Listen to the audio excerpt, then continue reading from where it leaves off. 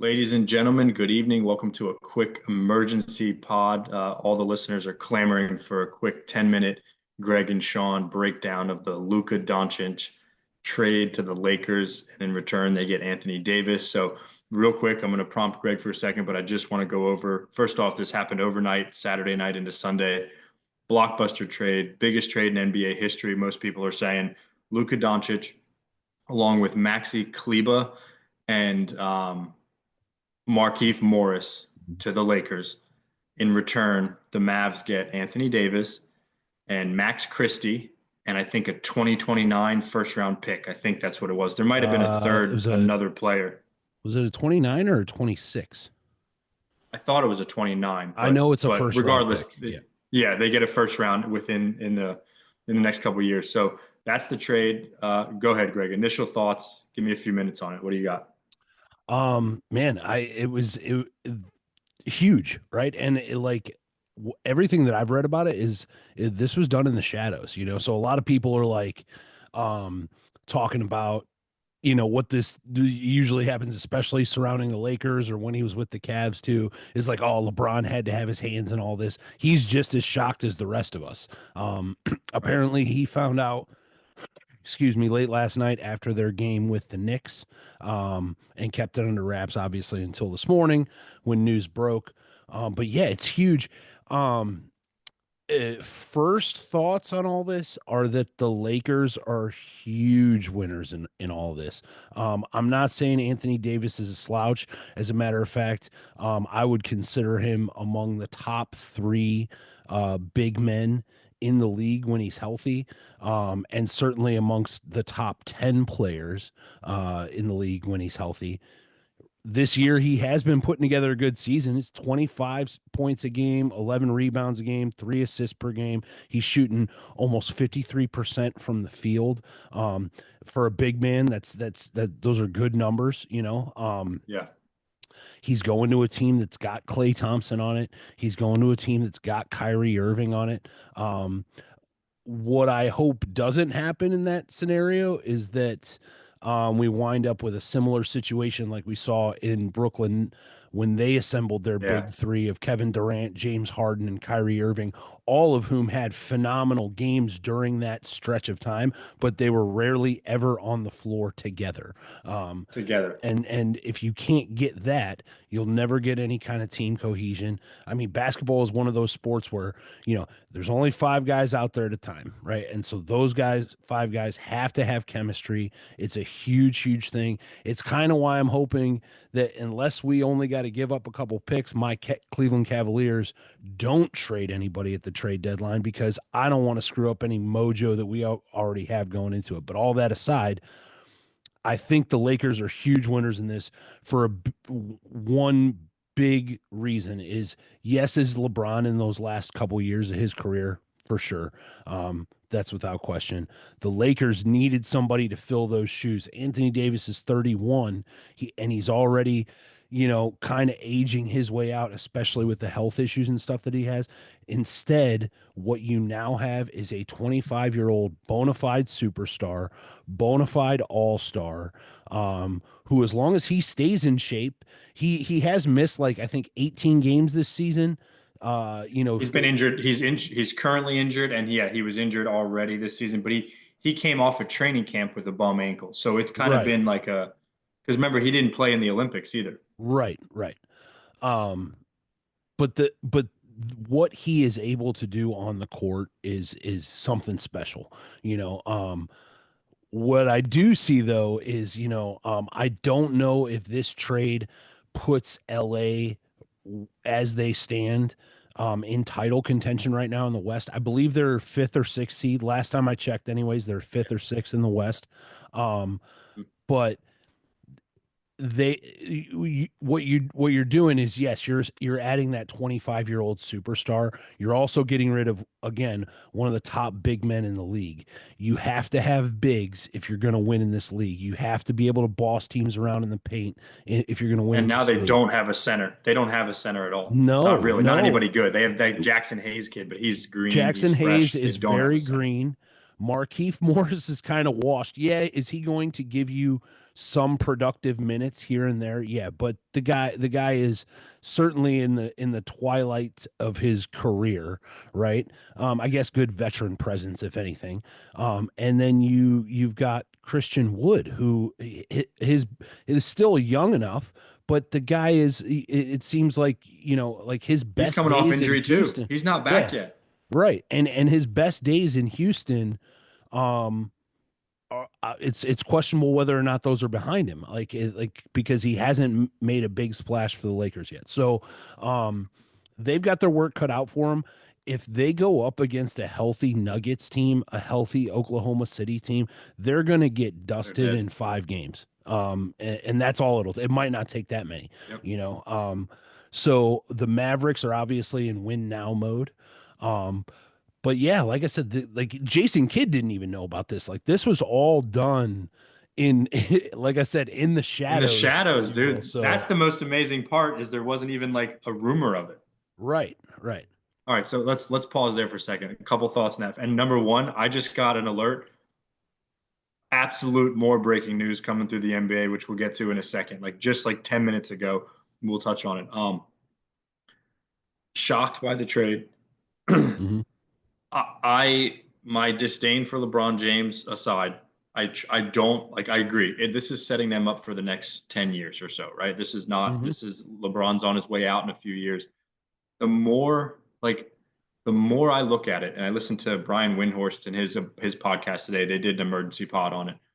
Yeah. I think the Mavs are in a better place. Like I get like so the GM Nico Harrison or whatever his name is for the Mavs was like basically in a nutshell, I'll paraphrase. Luka is an unbelievable scorer, but he and passer, but he had a bad attitude a lot of times, sometimes, right?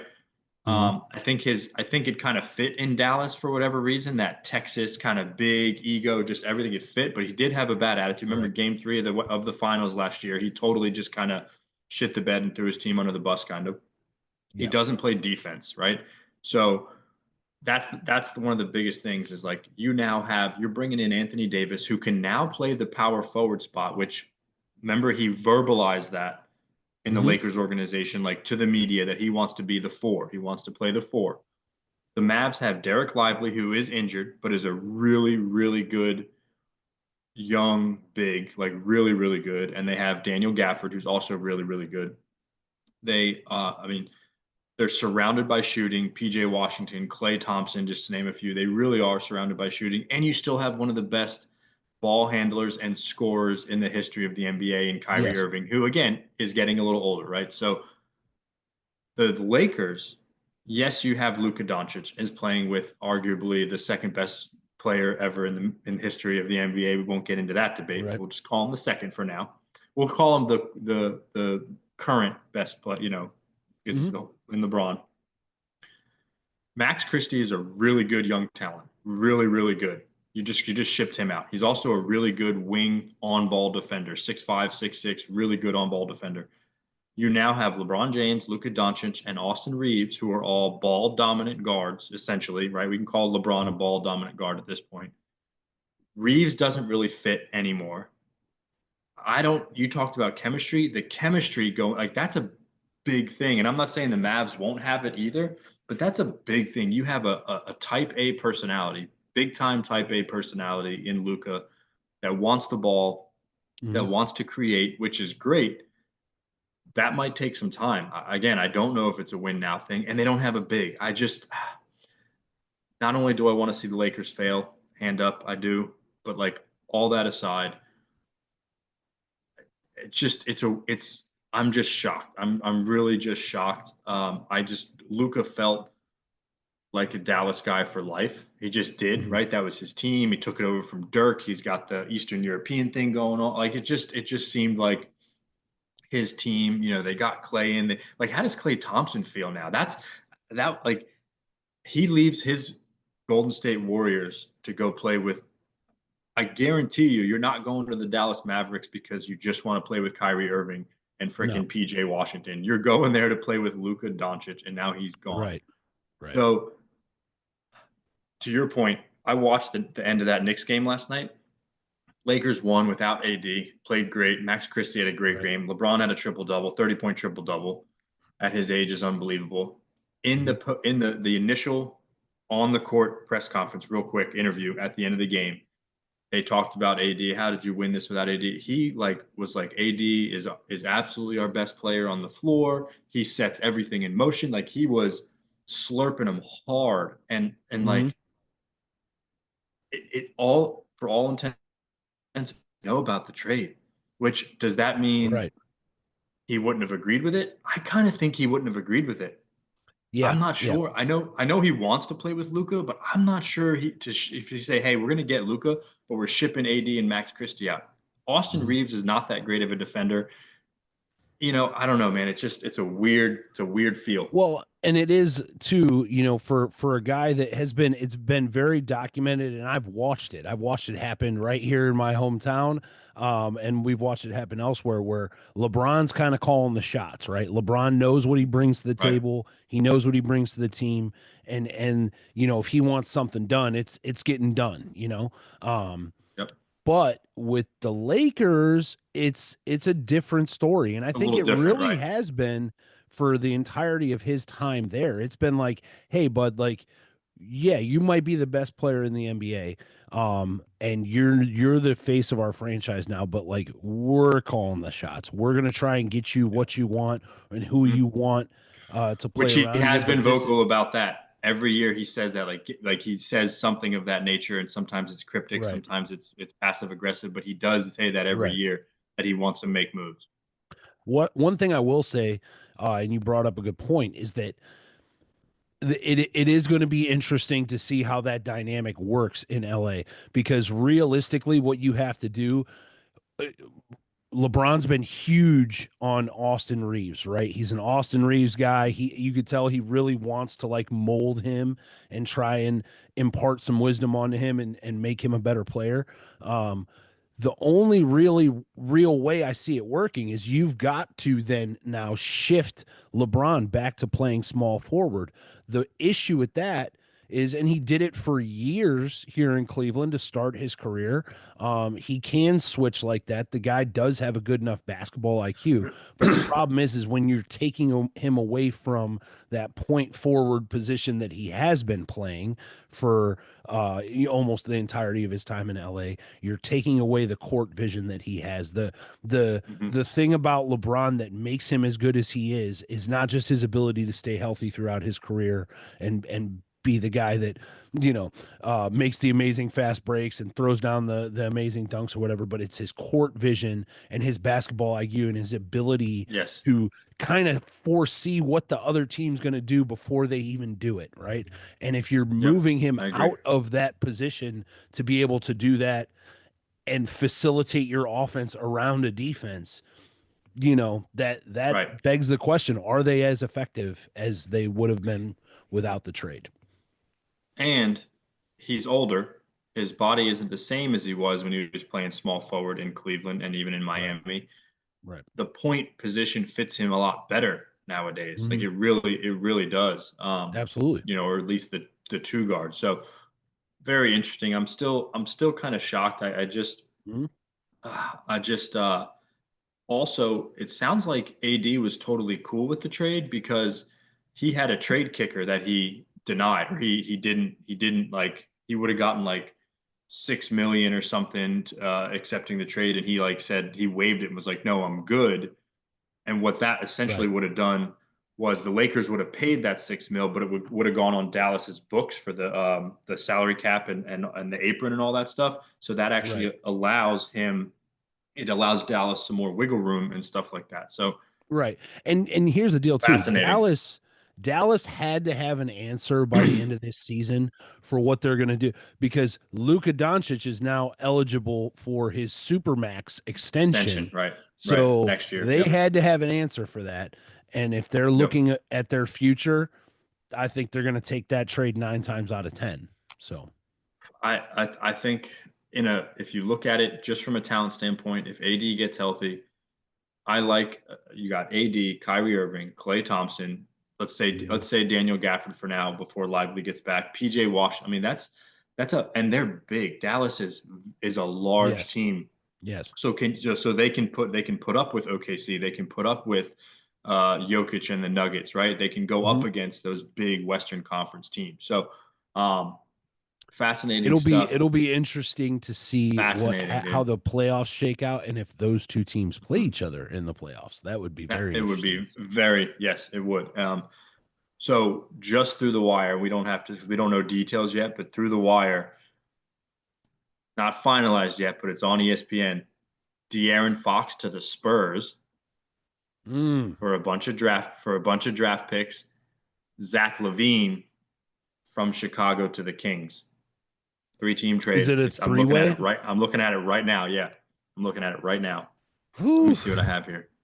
That puts the Spurs, dude. That makes the Spurs like all of a sudden now, right? I mean, Yeah. Chris Paul, Wembanyama, De'Aaron Fox, chemistry. I get it.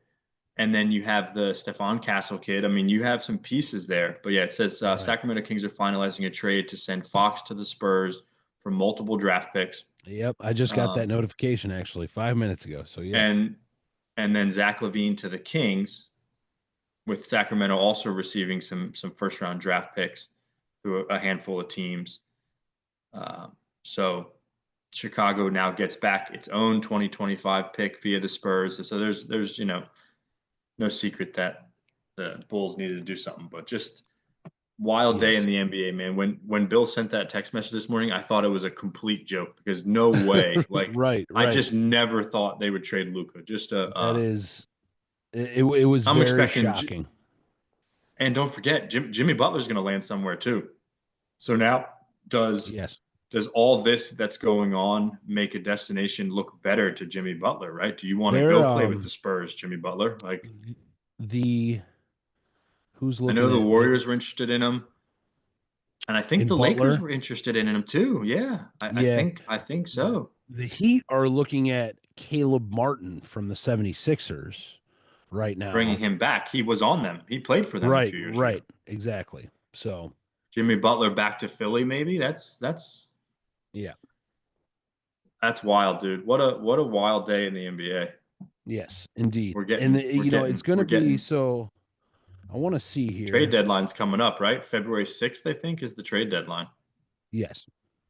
Yeah, so San Antonio right now is sitting at 12th overall. However, they Right. are only 3 games back out of 10th and Right. 4 games back out of like sixth place. So the race in the Yeah. West, aside from OKC, Memphis, and Houston, is pretty tight. Very bunched San up. Yeah. Antonio could Yep. easily work their way back in there with De'Aaron Fox. Um, I don't know. Well, that's big news, and there's still going to be more news to come. We got 4 days until the Yeah. deadline. Yep. I expect some people to be moved around. We got to think that Jimmy Butler's going somewhere. There's no way. I know Pat Riley Gotta be. has been the way that No, he's he's definitely been, going. but yeah, you can't keep a guy like that around No, at this he's it's point. done So over there. Yeah. Yeah. So you would well, take him on Golden State? yeah, I think I would. I mean, yeah, I would. I think I if think you're Golden State and you can get him at a deal, I think you have to right now. right. Right. So I think in Golden State is established enough in their culture and their ethic and their yes. championship, Hmm. and you got enough guys still on that team that won all those championships. Right. So I think it's Right. one of those things where it you got to come over here and assimilate to us type deal. Right. It's exactly Hmm. why, like when people were talking about Jimmy Butler and whatnot, I'm like, we don't want him over here in Cleveland because Yeah. like No, the that team is messes too up. Yeah. young. Yeah, it messes up too Yeah. much stuff, dude. So He would be we'll see what with happens. Draymond and Steph like that. I think it would Yeah, be. I'd be willing to take a swing on that, right? Because the yeah. Warriors got to do something. Let's be honest. The They Warriors got have to do to. They something. have So, to. Yeah. but I think Philly is a. I mean, city he knows, comfortable. He's been there Mhm. before, so we'll see. We'll see. I wouldn't, but we'll see. So uh, we may be back. Maybe we'll come back in a couple days and do a quick little hitter on It's this going to be an interesting once the week trade for deadline comes. So we've been so absorbed with football on the actual I podcast know. that we've I kind of know. put the NBA to the side, but it's going to get interesting this week.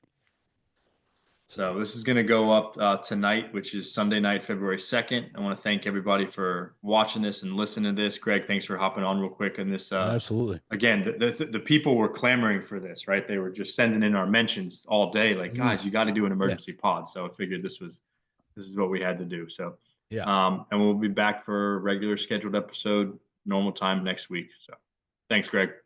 All right.